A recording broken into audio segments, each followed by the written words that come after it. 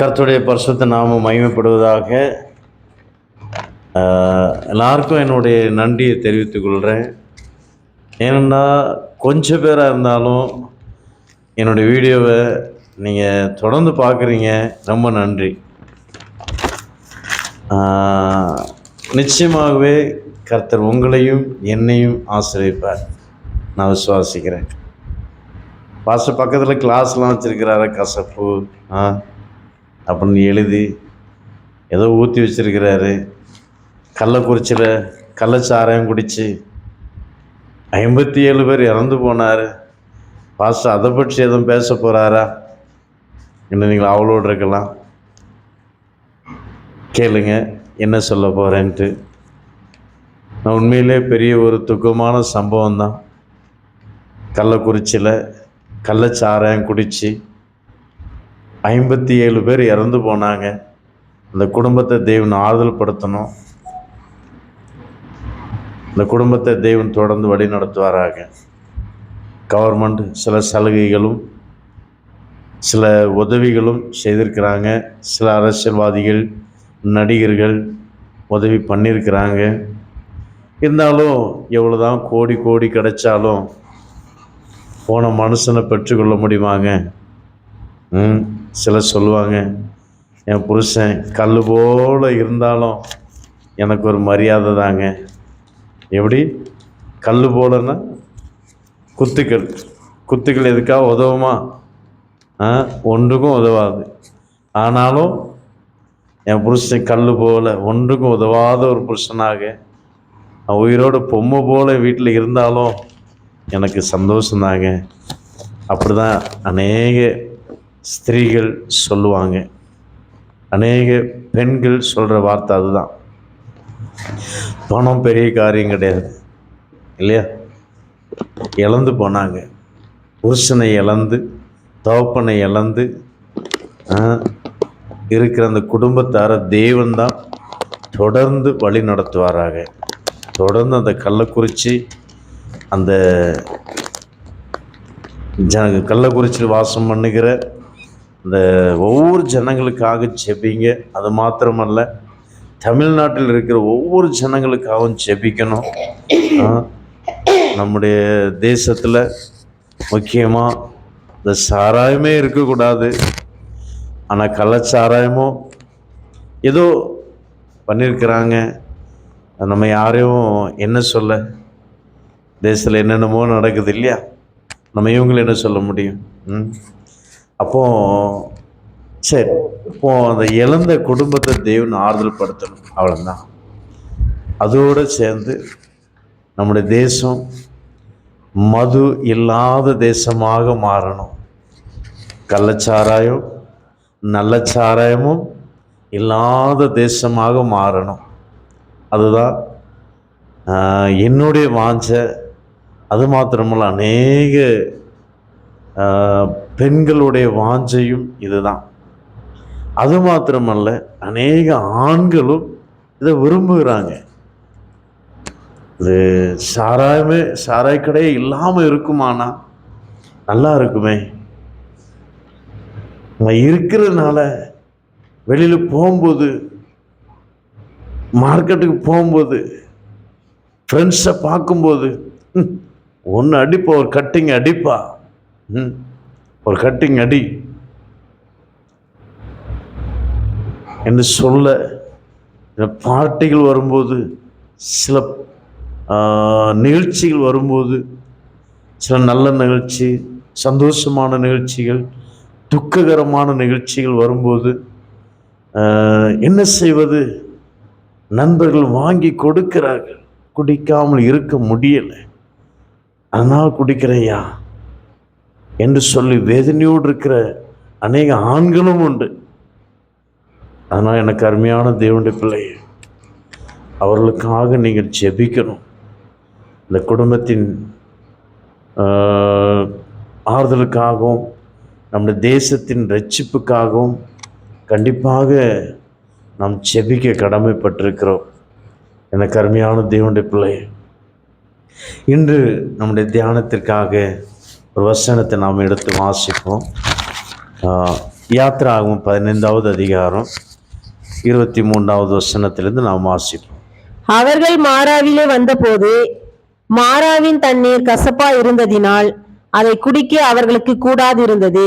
அதனால் அவ்விடத்துக்கு மாரா என்று பெயரிடப்பட்டது. அப்பொழுது ஜனங்கள் மோசேக்கு விரோதமாக முறுமுறுத்து, என்னத்தை குடிப்போம் என்றார்கள். மோசே கர்த்தரை நோக்கி கூப்பிட்டான். அப்பொழுது கர்த்தர் மோசேக்கு ஒரு மரத்தை காண்பித்தார். அதை அவன் தண்ணீரால் போட்ட உடனே அது மதுரமான தண்ணீராயிற்று. பாருங்க, இஸ்ரேல் ஜனங்கள்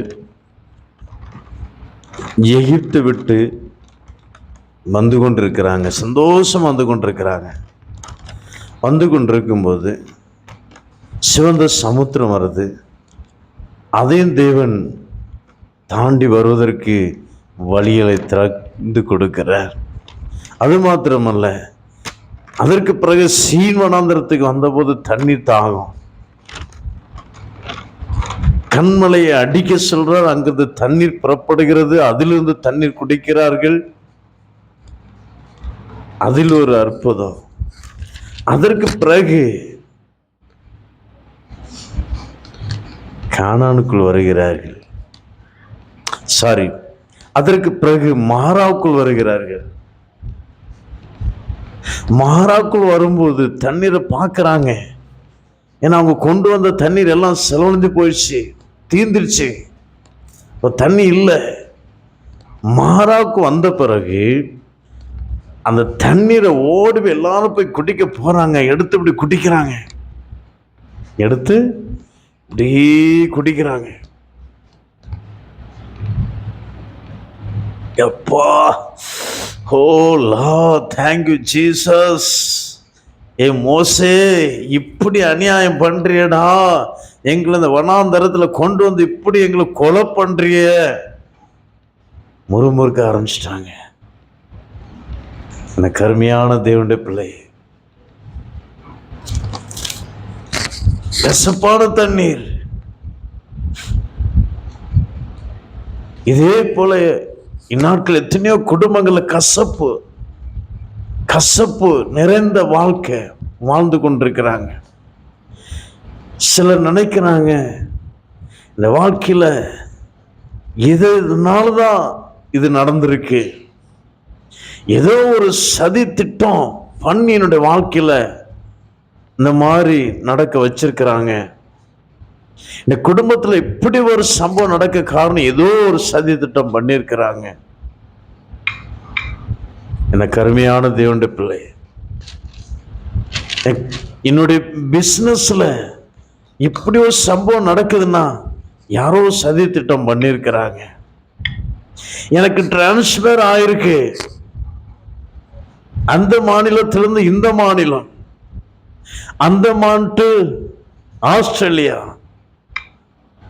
ஒவ்வொரு நாடா டிரான்ஸ்பர் பண்றாங்க நாட்கள் பிரைவேட் கம்பெனிகளில். எனக்கு அருமையான தேவனுடைய பிள்ளை, ஏன் டிரான்ஸ்பர் பண்றாங்க? ஏன் கூட இருக்கிற அந்த மனுஷன் ஏதோ சொல்லிட்டான், அந்த மேடம் ஏதோ சொல்லிட்டாங்க, அந்த மேடம் கிட்ட நான் கொஞ்சம் கோபமா பேசிட்டேன், அதனால ஏதோ நடந்திருக்கு. ஏன் எனக்கு இந்த மாதிரி ஒரு புருஷன் அமையணும்? ஏன் எனக்கு இந்த மாதிரி ஒரு மனைவி அமையணும்? ஏன் எனக்கு இந்த மாதிரி பிள்ளைகளை தரணும்? கசப்பு. இந்த பிள்ளைகள் மூலமா இந்த வாழ்க்கையே கசப்பா இருக்கிறது. இந்த மாதிரி புருஷனை கடவுள் கொடுத்ததுனால கசப்பான வாழ்க்கை வாழ்ந்து கொண்டிருக்கிறேன். இந்த மாதிரி ஒரு மனைவி கொடுத்ததுனால கசப்பான வாழ்க்கை வாழ்ந்து கொண்டிருக்கிறேன். இந்த மாதிரி ஒரு வேலை. எனக்கு அருமையான தேவனுடைய பிள்ளையே, வேலை செய்கிற இடத்தில் இப்படிப்பட்ட ஒரு மனுஷர்கள் இருக்கிறபடினால் கசப்பான வாழ்க்கை வாழ்ந்து கொண்டிருக்கிறேன். ஏன் எனக்கு இந்த இடத்துல வேலை தரணும்? ஏன் எனக்கு இப்படிப்பட்ட ஒரு வேலை தரணும்? ஏன் எனக்கு இப்படிப்பட்ட குழந்தைகளை தரணும் என்று வேதனையோடு கசப்போடு வாழ்ந்து கொண்டிருக்கிறோம் என்று அநேகர். எனக்கு அருமையான தேவனுடைய பிள்ளையே, கவலைப்படாதீங்க. இயேசு கிறிஸ்து நமக்காக அவர் சிலுவையில் மரித்தார். மோசே பார்த்து ஒரே ஒரு வார்த்தை சொன்னார், ஒரு மரத்தை காண்பித்தார், அந்த மரத்தை வெட்டி தண்ணீரில் போடு. எனக்கு அருமையான தேவனுடைய பிள்ளை, தண்ணீர் போட்டதும் தண்ணீர் எப்படியா மாறிடுச்சுங்க? இனிமையா மாறிடுச்சு, மதுரமா மாறிடுச்சு. மதுரமான தண்ணீர். ஹல்லேலூயா. குடிச்சு பார்க்குறாங்க. மறுபடியும் மரத்தை வெட்டி போட்ட பிறகு இப்போ குடிங்க அப்படிங்கிற. குடிச்சு பார்க்குறாங்க, இனிமை. ஹல்லேலூயா. மோசே வாழ்க. எனக்கு அருமையான தேவனுடைய பிள்ளை, ஏன்னா அவங்களுக்கு தெரியாது, எல்லாம் மோசே தான் பண்ணிட்டு இருக்கிறான்னு அவங்களோட எண்ணம். ஆனால் உடனே மோசே கிட்ட தான் சண்டைக்கு வராங்க. நான் சொல்றேன், கடவுள் செய்கிறாருங்க. எனக்கு அருமையான தேவனுடைய பிள்ளை, நம்முடைய வாழ்க்கையில் என்ன நடந்தாலும் யார் மேலே கோவப்படாதுங்க. கடவுள் அனுமதிக்காவிட்டால் உங்கள் தலையில் உள்ள ஒரு முடிவோடு எடுக்க முடியாதுங்க, அசைக்க முடியாது. நீ ஏன் மற்ற மனுஷர் மேலே, பிள்ளைகள் மேலே, தகப்பனார் மேலே, தாய் மீது, மனைவி மீது, புருஷன் மீது கவலைப்பட்டு கோபப்பட்டு சண்டை போட்டு பிரயோஜனம் இல்லை. இந்த கருமையான தேவனுடைய பிள்ளை, கவலைப்படாதீங்க. கர்த்தர் பெரிய காரியங்களை செய்வார். கர்த்தரால் ஆகாத காரியம் ஒன்றுமில்லை. அந்த மரம் இயேசுவின் சிலுவையின் மரத்தை வெளிப்படுத்துகிறது. நமக்காக அந்த சிலுவையின் மரத்தை சுமந்து கொண்டு சென்றபோது மும்முறை அவர் கீழே விழுந்தார். அந்த மரத்தின் வெயிட், எடை 150 கிலோ என்று சொல்லப்படுகிறது. நம்மளால் ஒரு 50 கிலோ தூக்கி நடக்க முடியுமாங்க? நம்முடைய இயேசு நமக்காக அந்த சிலுவையின் மரத்தை, 150 கிலோ கொண்ட அந்த மரத்தை அவர் சுமந்தவராக மும்முறை 3 முறை கீழே விழுந்தார். அந்த 150 கிலோ வஜன் வெயிட் எடையுள்ள மரம் அவருடைய உடம்பெல்லாம் சேர்ந்து அப்படியே அமுங்கி இருக்கும். நினைச்சு பாருங்க எப்படி இருக்கும். அதோ மலை மீது கீழே கல், கீழே பாறைகள், மேல மர வெயிட். எவ்வளோ வேதனை நமக்காக இல்லையா? நாம் கசப்பான வாழ்க்கையோடு வாழ்வதற்கா? அல்லவே அல்ல, மதுரமான வாழ்க்கை வாழ்வதற்காக. அதனால்தான் பக்தன் பாடுகிறார். என்ன பாட்டு பாடுறாருங்க? மாறாவின் தண்ணீரெல்லாம் மதுரமாக மாறி போகும். மாறாவின் தண்ணீரெல்லாம் மதுரமாக மாறி போகும். கண்ணீர் மாறிடும், துக்கம் மாறிடும். கண்ணீர் மாறிடும், துக்கம் மாறிடும். ஒரு வார்த்தை சொன்னால் போதுமே. நீர் ஒரு வார்த்தை சொன்னால் கர்த்தாவே, எங்கள் வாழ்க்கையெல்லாம் செழிப்பாகுமே. ஒரு வார்த்தை சொல்லும் கர்த்தாவே. ஆமென். ஹல்லேலூயா. இப்போ பக்தன் அவ்வளோ அருமையா பாடுற பாருங்க. உண்மைதாங்க, உங்க வாழ்க்கை மாறாவை போல கசப்பா இருக்கலாம். சோர்ந்து போகாதீங்க. தேவன் மதுரமாக மாற்றுவார். சிறை வாழ்வு மறையும், சீர்வாழ்வு மலரும். நிச்சயமாக கர்த்தர் செய்வார். அவரால் கூடாத காரியம் ஒன்றுமில்லை. எனக்கு அருமையான தேவனுடைய பிள்ளை, ஒரு முறை நாம் சில நேரங்களில் சில பிரச்சனைகள் வரும்போது அவங்களால தான் அப்படி நடந்துச்சு, இவங்களால தான் அப்படி நடந்துச்சு அப்படின்னு நாம் நினச்சி வேதனைப்படுறோம். அல்ல, தேவன் உங்களை கொண்டு பெரிய காரியங்களை செய்ய போகிறார். உங்களுக்கு இரட்டிப்பான ஒரு ஆசீர்வாதத்தை தரும்படி அவர் நடத்துகிறாருங்க.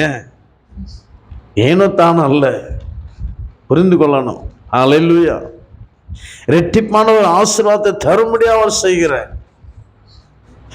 ஒரு முறை ஒரு ஆர்மி ஆபீசர், அவர் ஜம்மு காஷ்மீரில் இருந்து அவருக்கு ஆந்திராவோ ஏதோ ஒரு மாநிலத்தில் அவருக்கு மாற்றம். இப்போ அவருக்கு இங்கே வருவதற்கு மன வருத்தம். ஏன்னா அங்கே பல வருஷம் இருந்திருக்கிறாங்க. மறுபடியும் சந்தோஷமா வந்த பரவாயில்ல, ஏதோ அங்கே சின்ன பிரச்சனை நிமித்தமாக வேற யாரோ என்னை மாற்றி தான் விட்டாங்க. கம்ப்ளைண்ட் மூலமாக தான் நான் இங்கே வந்திருக்கிறேன். அவரோட எண்ணம் அவ்வளோதான், அவருடைய எண்ணம். ஆனால் உண்மையாக ஹையர் ஆஃபீஸர் டிரான்ஸ்ஃபர் பண்ணியிருக்கிறாங்க, அவங்கள அங்கே போகணும் அப்படின்னு எந்த வித கம்ப்ளைண்ட் எதுவுமே கிடையாது. நான் அவங்களோட எண்ணம் அப்படி. அப்போ வந்துட்டாங்க. நான் அந்த மனுஷன்தான், அந்த மேடம் தான், அந்த சார் தான் எனக்கு விரோதமாக பண்ணிட்டாங்க. ஒரே 2 வாரமாக அவரை சகிக்க முடியல. வேலை செய்யவா ரிசைன் பண்ணவா, வேலை செய்யவா ரிசைன் பண்ண, ஒரே போராட்டம். ஏன் இப்படி பண்ணாங்க? இப்படி நடக்குமா? எனக்கு அருமையான தேவனுடைய பிள்ளை, 2 மாதம் ஆச்சு. அவருக்கு 2 வருஷத்துக்கு முன்னாடியே அங்கே ப்ரொமோஷன் ஆக வேண்டிய ப்ரொமோஷன் ஆகலை. சில பிரச்சனை நிமித்தம் அது தடை செய்யப்பட்டது. ஆனால் இங்கே 2 மாதத்தில் அவருக்கு ப்ரொமோஷன், அந்த ப்ரொமோஷன் இங்கே கிடைச்சது. அப்பந்தான் தேவன் எதை செய்தாலும் அவர் நன்மையாக செய்கிறவர் என்று உணர்ந்து கொண்டார். எனக்கு அருமையான தேவனுடைய பிள்ளை, நம்முடைய வாழ்க்கையில் சில நேரங்களில் சோதனைகள் வரும். கசப்பு போல இருக்கலாம். அதான் அந்த நெல்லிக்காய் ஃபஸ்ட்டு கசக்கும், பின்னாடி இனிக்குங்க. உங்கள் வாழ்க்கையில் இப்போ கசப்பு போல இருக்குதா, பின்னால் ஒரு நாள் வாழ்க்கை மதுரமாக மாறும். எப்படி கசப்பான தண்ணீர் இனிமையாக மாறிச்சு பார்த்தீங்களா? இனிமையான தண்ணீராக மாறிச்சு. அதே போல் உங்களுடைய வாழ்க்கை நிச்சயமாகவே இனிமையாக மாறும். கர்த்தருடைய வார்த்தையை நம்புங்க. அவர் நமக்காக சிலுவையில் மரித்தாருங்க. இந்த பார சிலுவையின் மரத்தை சுமந்தார் நமக்காக. நாம் மதுரமுள்ள ஒரு வாழ்க்கை, சீர்வாழ் வாழ தேவன் நமக்கு உதவி செய்ய முடியாக தான். எப்பொழுதுமே கசப்பாக இருப்பதற்காக அல்ல, ஒரு மதுரமுள்ள வாழ்க்கை, ஒரு இனிமையான வாழ்க்கை வாழ்வதற்காக, இனிமையான ஒரு ஆசீர்வாதத்தை பெற்றுக்கொள்ளும்படியாக சீக்கிரமாக நாம் பெற்றுக்கொள்வோம். கர்த்தர் நம் ஒவ்வொருத்தரையும் ஆசீர்வதிப்பாராக. ஆமென். God bless you.